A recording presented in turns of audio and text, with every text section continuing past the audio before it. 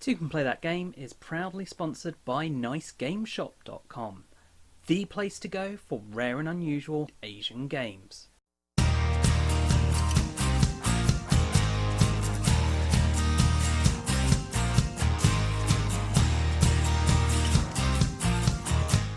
What's up? Yeah, I know my reference is from like the 90s, but I think I can bring it back. And speaking of bringing back, it's time for another Diaries of a Board Game YouTuber. And this time it's Monday, the 3rd of July, 2017. So let's start, as always, with the week in review, what we've had so far. So, there were 3 videos for Century Spice Road, the new hotness from Plan B Games, their first game, and by renowned designer Emerson Matsuuchi. The first in a trilogy of games. It will be really interesting to see how the rest of the Century games are going to connect into these, because very little is actually known about that at this point. But, you know, I have reviewed this in its own right, so you can see a review, a playthrough, and also a how to play on that, so you can find out everything you need to know about this pretty good little filler game. Well, not filler, but gateway game, but it can go well beyond gateway. Yeah, it's about trading spices. You use cards. It's got some really interesting mechanics going on. And yeah, it will appeal to a really wide audience. If you want to know more, take a look at that. Also, I had an overview of Dice Forge that was recorded at the UK Games Expo. So this was given by Ez Devium. Just kind of giving a rundown of what Dice Forge is, how you play it, so that you can find out a bit about the game. And that was recorded live, so that went up. We also had the announcement of the winners for Toucan Win That Game for June 2017. So yeah, the giveaway has ended. We've had 2 very happy winners. I think it's probably the first time that I've actually already met one of the winners. Before, like I at the UK Games Expo this year, I did meet someone who had won a previous giveaway, and they said like great thanks and stuff.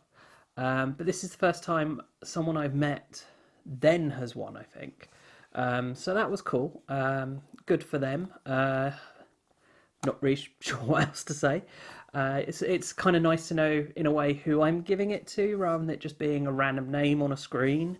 I don't know why that makes it feel more like it makes it feel more like I'm giving it to a real person who will actually enjoy it. And I don't know why that is. Anyway, moving on. I'm a bit scatterbrained today, it seems. There's also been a video just gone up today of a game I played at the UK Games Expo again, and this was Alien Artifacts. So this is a prototype, it's not a finished product yet, but you'll be able to see the game that we played with the designer Marcin at the UK Games Expo, and this is dubbed a 4X space game that uses cards in order to kind of gain points.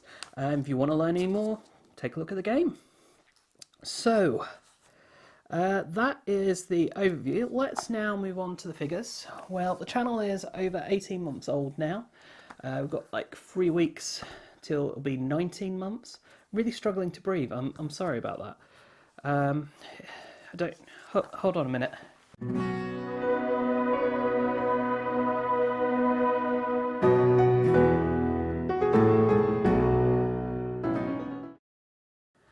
Right, and sorry about that. I'm back. I've used my inhaler, had a couple of minutes calm down. So yeah, figures. So over 18 months old, still way off 19. And Facebook, we have 2,884 likes. So this isn't a big increase, it's only a small increase, and it is less of an increase than we saw in previous weeks. But I guess that's probably to do with the giveaway finishing. When that finished, I don't know, maybe. Although the other figures, yeah, it's kind of hard to understand. We'll talk more about it in the analytics, I think. Twitter, 10,167 followers. So this is actually the exact same increase as last week, which doesn't happen that often. Not much else to say on that one. YouTube subs 4,498. So really just tantalisingly close to 4,500. Been kind of hovering around there. I don't think that's so much of a landmark at this stage. I think it kind of is, and I'd kind of like to just tick over to that. But I think 5,000 is going to be a really, that's a big landmark to hit. So hopefully, we will reach that this year. Views 246,660 views. So this is 4,900 ish, so just under 5,000 views this week, which is up on last week, and it does meet my target of 4,000 a month. However, much like with last week, I should say, over 1,000 of that has come from the giveaway. Well, the giveaway videos. So you've got the winner's announcement, you've had the Great Western Trail videos that have been pointed to by the giveaway. And so potentially if the giveaway wasn't running, those wouldn't have been there, that 1,000. But that still means we'd be just around the 4,000 target. So I'm still very happy with that. Another thing to talk about on the analytics is I went into a bit of a spiral. I managed to pull it back thanks to everyone who gave me really great supportive comments. It really did help last week with pulling me back on feeling down about the whole dislikes being twice as many as the likes. We've had a complete reversal and flip on that this week. Only 2 dislikes this week and, plenty of likes. So I don't know if that is you people who have watched last week, were doing lots of liking. Maybe you watched last week and you felt bad because you've been disliking videos. I really don't know. But I'm really pleased to see that change and that it hasn't become an ongoing pattern. So that's good. The other views were kind of just coming as normal from those evergreens, which are doing the 1 to 200 a week views. So yeah, going back to the analytics, and where I was talking about the Facebook and the changes, what do I think's caused this? As you can see, there's not been a huge amount of extra growth this week. The giveaway finishing, I would have expected more of a spike in the last end of the giveaway. I don't know if maybe I didn't promote the giveaway enough, or maybe I've reached everyone who really cares about that kind of thing. But yeah, so that wasn't a big leap in the figures that I would normally expect for the end of a giveaway. But also the figures haven't seen a major drop since the end of the giveaway. So both regards, this is good to see, and either way, I'm glad to be seeing growth. And realistically, even if I didn't see growth, I still really enjoy doing the giveaways. I enjoy people receiving games and being happy with doing them. I might just have to switch in future if they're not being more effective as advertising, to just doing it with games that I have that I would otherwise be selling potentially, rather than specifically buying games to give away. So there's cost associations basically, and that kind of needs to be taken into account. So enough of rambling on that. I want to talk about new arrivals. I finally bought Pandemic Legacy. So Pandemic Legacy is a game that I have been interested in, have been told by pretty much everyone under the sun how amazing it is. And obviously, it's shot up the rankings on Board Game Geek. I love Pandemic. Pandemic is my favourite co-op game. And so Pandemic Legacy, it made sense to get. But the whole legacy element always put me off. It's that destruction, that permanency always put me off. And don't get me wrong, I've played plenty of campaign games where realistically you can only play the campaign through once and still get the surprises and interest and stuff. But the thing is, you could play it through again, you can sell it on. Legacy, you can't do that, you permanently modify. And so that's been a bit of a barrier for me, especially with the cost. I mean, the cost of this is huge compared to normal Pandemic. But if you compare it to the cost of what else you would be doing for the hours that you play the game with regards to entertainment, that's one of the things that's finally made me give into it. Season 2 coming out in, I think it's due September. Charterstone due, I think it's October or November now. I needed to try a legacy game, and so I finally just went, right, stop worrying about it, just take the plunge, spend the money, play it. It's important to do that. For what I'm doing on the channel, I need to have experienced that.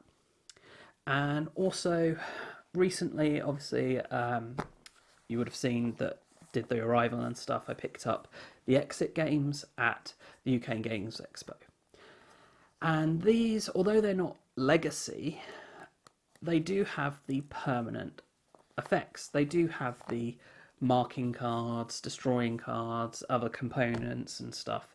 That one play aspect. But because of how much I enjoyed Unlock, which was resellable, I was willing to take the dive and pay the money for the Exit games. And then having tried the Exit games, I felt I could live with the whole destruction of a board game aspect, the destruction as you play, and that is what legacy is. And I decided I could live with that, so I picked up a legacy game, and yes, I have already played it. This arrived on Thursday, and yeah, we played through it this weekend. Hadn't intended to. It was like, oh yeah, shall we play a game Friday? This was Friday night, and it was like, yeah, we'll play a game after dinner. We played the first game, and it was like, should we just play the next one? We've got it all set up ready. Played the next one. It was like, okay, yeah, let's go to bed. Comes the morning. Should we play Pandemic? Yeah, let's play Pandemic. And then we just played the whole day, just next one through the whole day. And then, yeah, so played the entire game over the course of one weekend. So yeah, there'll be a review coming when I get round to doing it. I need to kind of think about how I can do an engaging, interesting review that's spoiler free, because I don't want to do spoiler reviews. So there's that new arrival. And then there is also, for the pathfinding adventure roleplay game here, we have the Adventurer's Guide. So this I've already had a read through over the weekend as well, around playing Pandemic Legacy. And it seems like a really good addition for anyone who does play Pathfinder. I mean, you've got the typical Pathfinder artwork, gorgeous artwork. All the layout on the book is very good, very clear, what you're doing, how you're playing, etc. And the book just seems to have a really huge variety of information.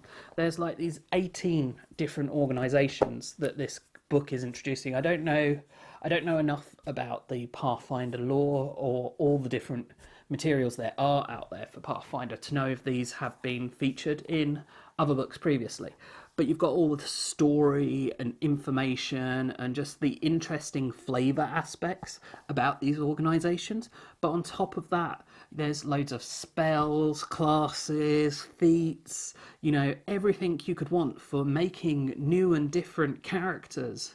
This introduces, and it does it in a kind of story arc way of, if you are involved with this organisation, then you can take these, or you can choose to ignore that and just use them anyway. And I think, yeah, it's just got a load of new information that if you're wanting to expand the universe, to expand your options with regards to characters, story, and actual statistical creation, then this will give you that. And as always, it's filled with a beautiful pictures and a wonderfully just put together book that does it well. And since doing the channel, I've had Paizo sending me several of these, and every time I see one of these books, I think just how well done these books are. I just wish I had more time for roleplay, because I've read through this and it was like, wow, oh yeah, I'd love to play that. So yeah, that is the Adventurer's Guide. There won't be a video coming for it. There'll just be this kind of overview I've given, because it wouldn't be much of a video, frankly. You know, there's not a lot you can really do when reviewing this, other than say how much versatileness, how much more it can expand, and we've done that. So, yeah, if you want more content for Pathfinder, then that'll be one to pick up. I think it is available now.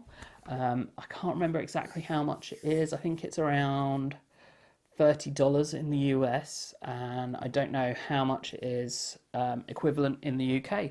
But yeah, there's that now available. So that's enough for what's now available. Let's talk about what's coming in the future. So coming this week, we should have 2 videos for Ascended Kings. And Ascended Kings is an arena battle game with no player elimination. So that sounds interesting. Do take a look at that. It's got some really nice, or it's going to have some really nice miniatures. This is a preview, they're paid previews for the Kickstarter that will be launching this week. And then we also are going to have, well, I say we're going to have, this is all theoretically if I manage to keep to schedule, which I've been doing pretty good at lately, so in theory should happen. Pulsar 2849, which is the new game coming from CGE, and it's a demo that I recorded live at the UK Games Expo. It is a prototype, it is going to be subject to change, but I think they've even said there's already been some changes made since the UK Games Expo. But it'll be coming out later this year, and this will be a really good chance to see what it is. And having played it at Aircon compared to having played it at UK Games Expo, I can say, although the game is changing, and it's changing for the better, really is, I'm really excited to see what the finished product's going to be like on this now. Although the game is changing, the kind of core mechanics of what you're doing, the theme, how you're doing things, and all of that is kind of staying the same. So it'll be a really good idea and gauge of if you want to learn more in the future when it's coming out, or even just try it when it does come out, or if you're at a convention you get the opportunity, you'll know whether or not you want to. Then I was just talking about Exit the Game, helping me move towards doing Legacy. And I'm going to have my review of Exit the Game. And what I've done is I'm just doing Exit the Game, the first 3 boxes at least, in one review. Because I could review each one of them separately, but without doing spoilers, the general concepts, the general feel of those games is the same. It's just the individual puzzles in them that varies. So I felt that that was the best way to do it, as a standalone, spoiler-free review of just my thoughts on that series of games, really. And in addition to that, because you can't really avoid it with those games and Unlock, really, because they came out at the same time, is a comparison of these video. Which one do I prefer? Why? What are the differences? You know, again, completely spoiler free. So if you want to find out more about both of those games and which one you should buy, that'll be a good video for you to check out.